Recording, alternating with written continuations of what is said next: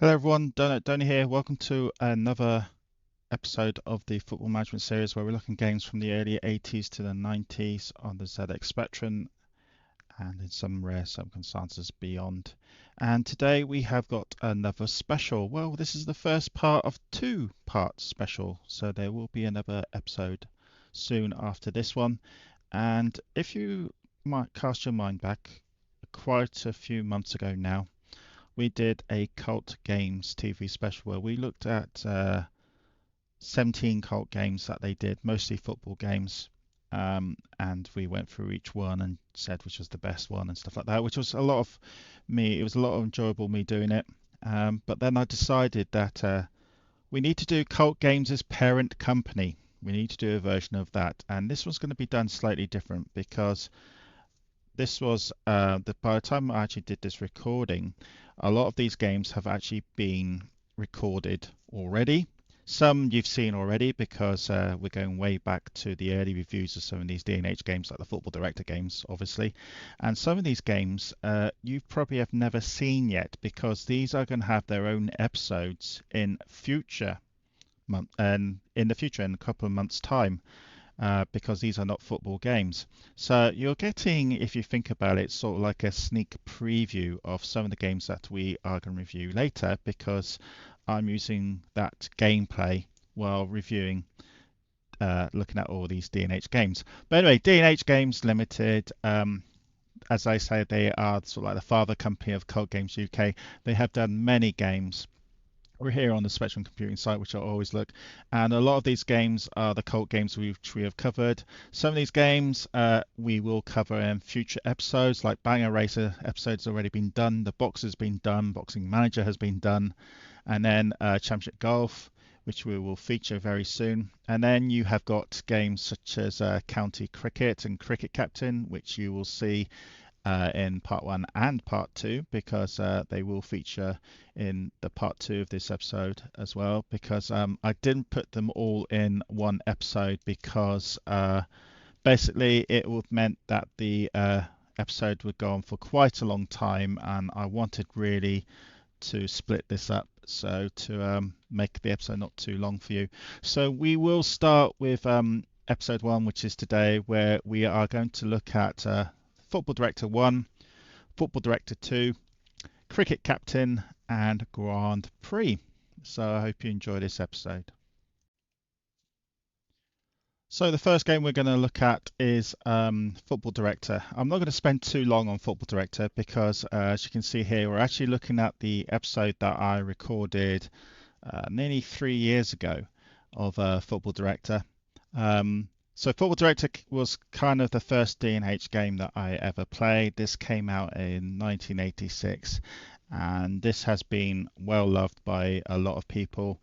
A lot of people say this is very similar in some ways to Football Manager, which came out in 1982. It is. What made Football Director a lot different was the actual options in the game that you had. And here, as you can see here, you can hire coaches, physio, scouts, you can check other teams. That there was a transfer market, a very limited transfer market. You can ensure the team postponements, uh, check your squad obviously, and obviously play the match.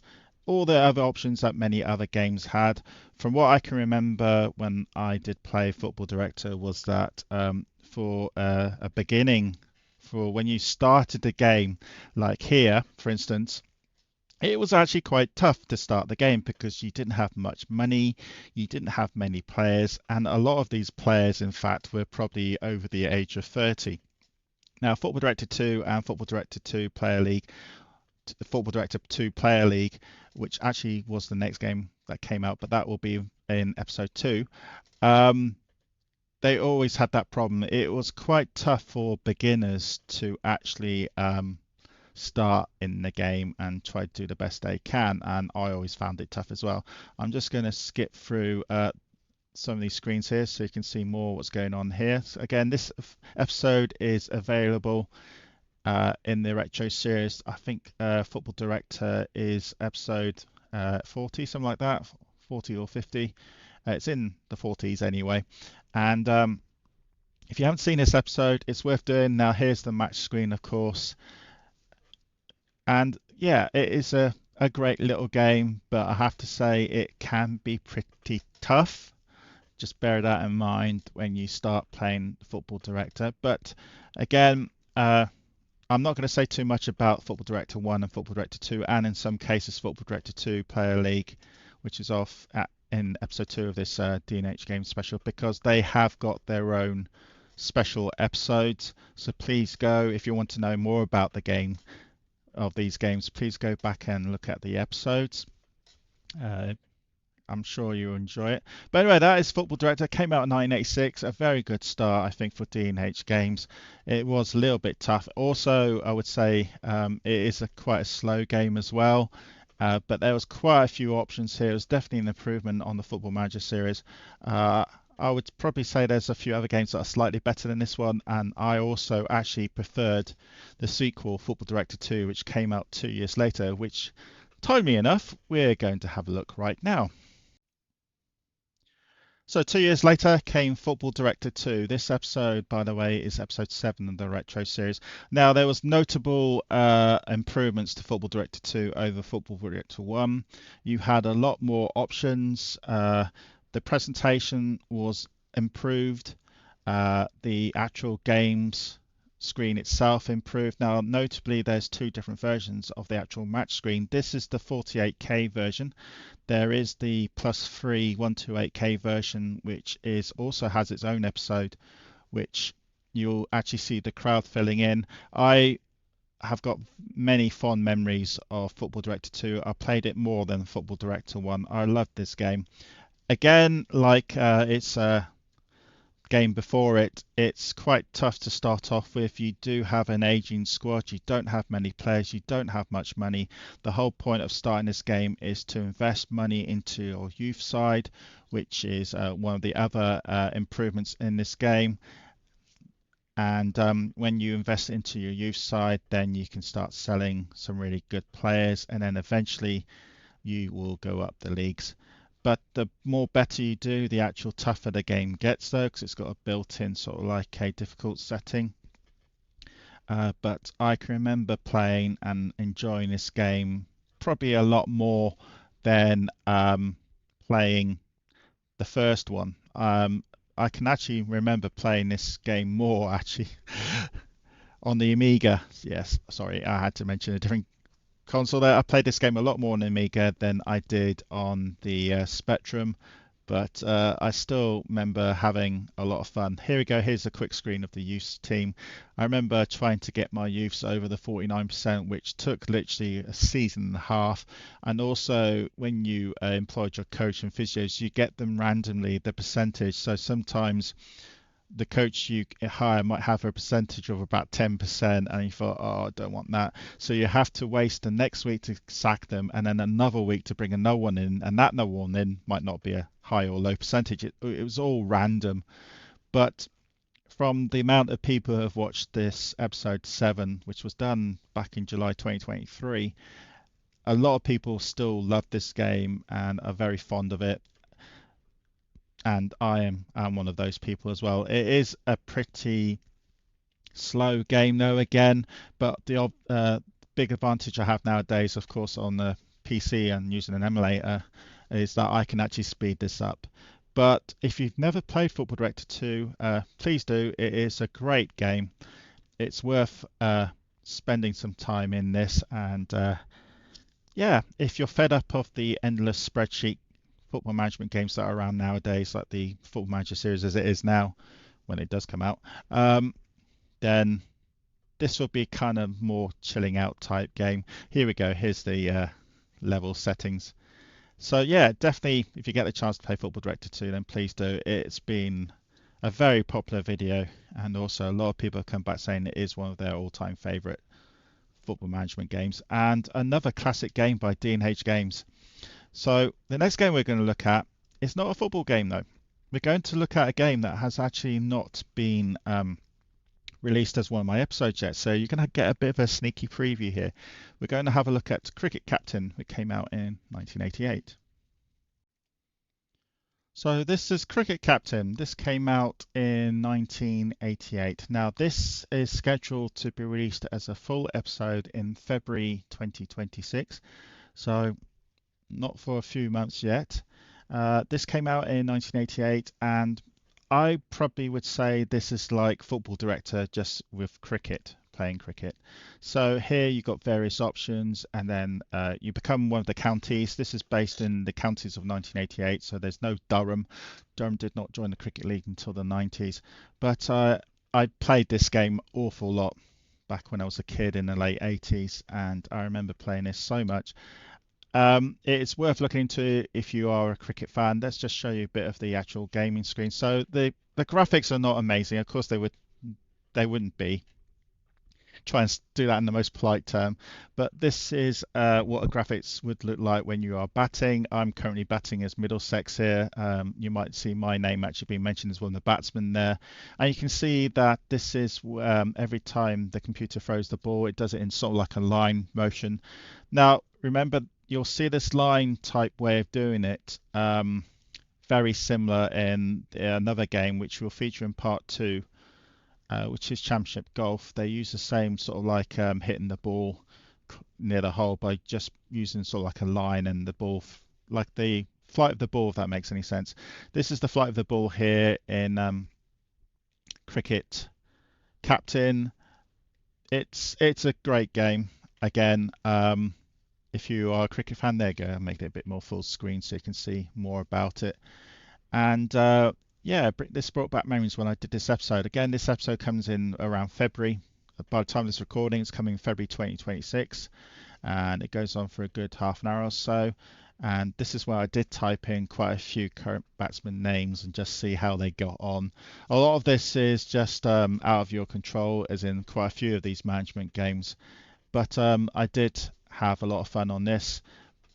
Again, I'm not going to feature too much about this because it's going to have its own episode in a couple of months' time, so you can see more about it. But I thought, as I was doing this D&H game special, I'd give you a bit of a sneak peek of it anyway. And again, this is one of the games they did do, D&H games. And I think this is probably was released on a budget label later on, but this was definitely all these games that you're seeing right now, and in part two as well, all came out on the full price label of D&H games, and then a few of them went then to the budget label, which was Cult Games, of course. Now I'm just going to forward this a little bit more, just pause it there, just see some other screens for you.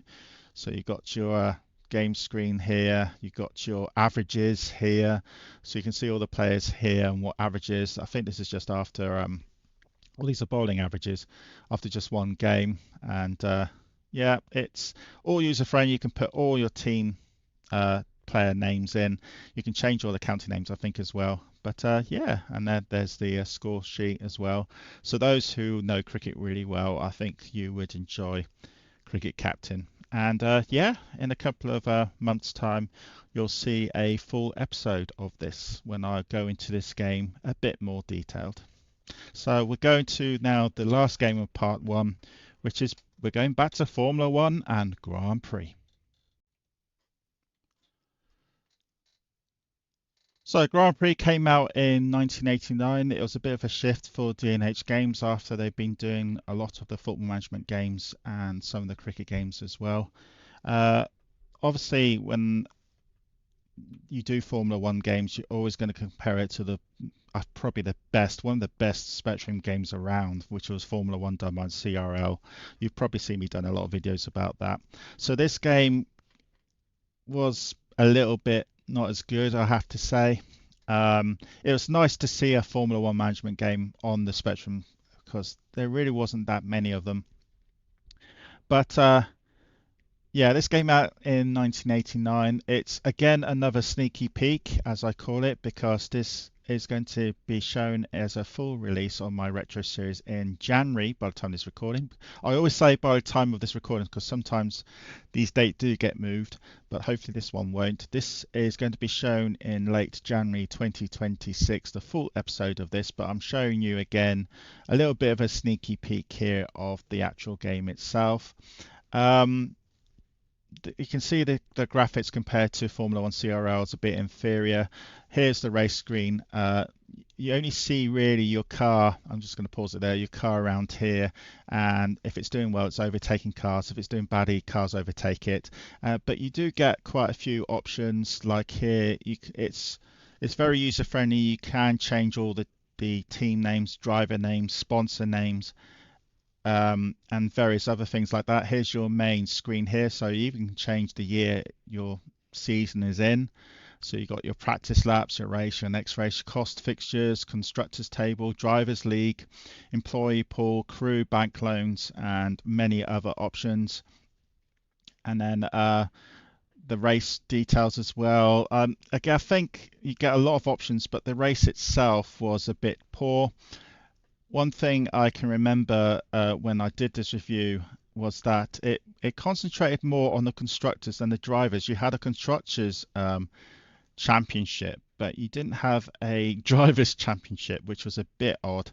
But again, I'm not going to knock it too much because it's a Formula One game, and I loved Formula One. I still do. I still follow most of the races nowadays, even though I have to say some of them are a little bit on the boring side. Um, but it's very user friendly. You can see here you can edit all the drivers' names. You can edit all the team names if you want to, which I did here. I put in some current drivers and some current teams.